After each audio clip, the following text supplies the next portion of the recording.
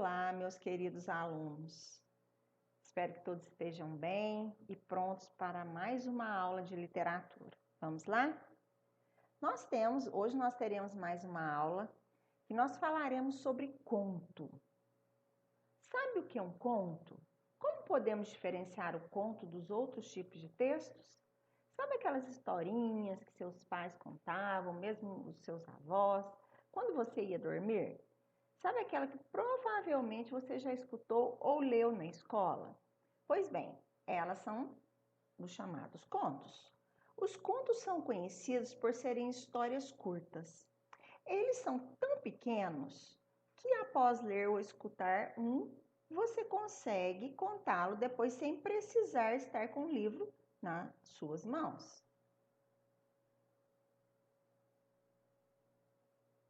Definição. O conto é um texto narrativo do gênero literário. Ele tem o foco em um fato ou um determinado acontecimento. Geralmente é uma ficção, ou seja, é uma história inventada. Os contos são fantasiosos, histórias de faz de conta que são muito contadas para as crianças. Muitas vezes os avós, os pais, tios gostam muito de contar esse tipo, né? Esse conto, porque ele é curto, ele é curtinho e é muito interessante. O conto possui um narrador, que é quem conta a história, e um enredo, ou seja, a história é dividida em começo, meio e fim. Toda história tem que ter isso, certo?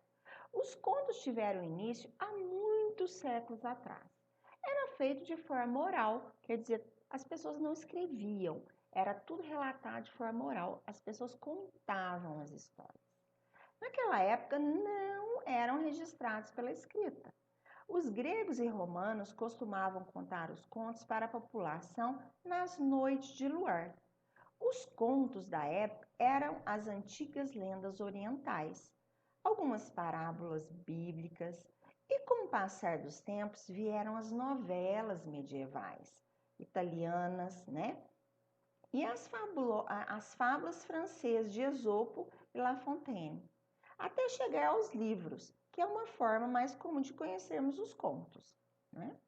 O conto é uma narrativa curta que apresenta os mesmos elementos de um romance: narrador, personagens, enredo, espaço e tempo. Diferencia-se do romance pela sua concisão. Então, ele tem que ter uma unidade, né? O conto deve construir uma história focada em um conflito básico e apresentar o desenvolvimento e a resolução desse conflito. Quer dizer, tem que dar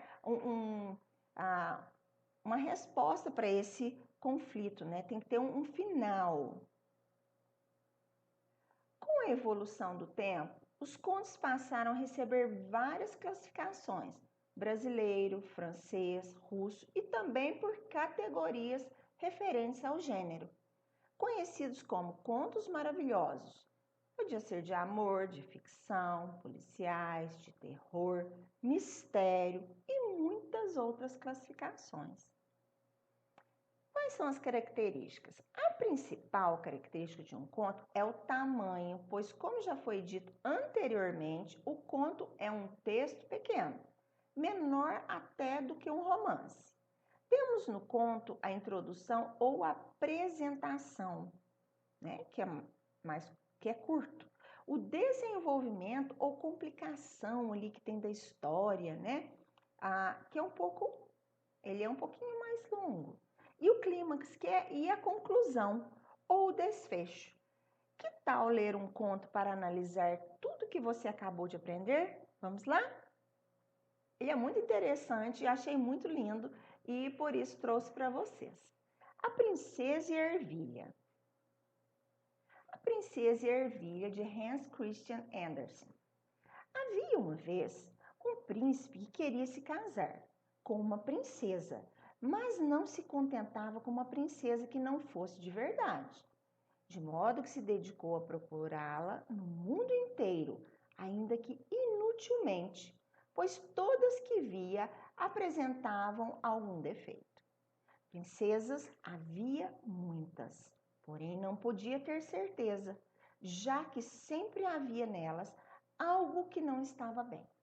Assim regressou ao seu reino, cheio de sentimento, pois desejava muito uma princesa verdadeira. Então, lá em cima, temos o título e o autor. Então, essa parte aqui é a parte que representa a introdução da história, o início, certo? Que fala um pouquinho da história. Certa noite caiu uma tempestade horrível. Trovejava e chovia a cântaros. De repente, bateram à porta do castelo e o rei foi pessoalmente abrir. No umbral havia uma princesa, mas santo céu, como havia ficado com o tempo e a chuva. A água escorria pelo seu cabelo e roupas. O seu sapato estava desmanchado. Apesar disso, ela insistia que era uma princesa real e verdadeira. Bom, isso vamos saber logo, pensou a rainha velha. E, sem dizer uma palavra, foi ao quarto, tirou toda a roupa de cama e colocou uma ervilha no estrado. Em seguida, colocou 20 colchões sobre a ervilha e sobre eles 20 almofadas, feitas com as plumas mais suaves que se pode imaginar. Ali teria que dormir toda a noite a princesa. Nessa parte aqui, constatamos a complicação, pois algo de novo aconteceu. Mas será o que ocorre depois disso? Algo mais emocionante ainda? Será que com tudo isso a princesa ainda perceberá? Vamos saber. Na manhã seguinte, perguntaram-lhe como tinha dormido. Oh, terrivelmente mal, disse a princesa. Não consegui fechar os olhos toda a noite.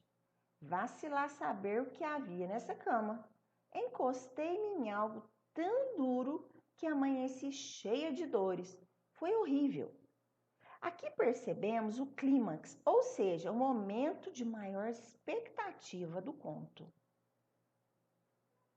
Ouvindo isso, todos compreenderam que se tratava de uma verdadeira princesa, já que havia sentido a ervilha através dos 20 colchões e 20 almofadões.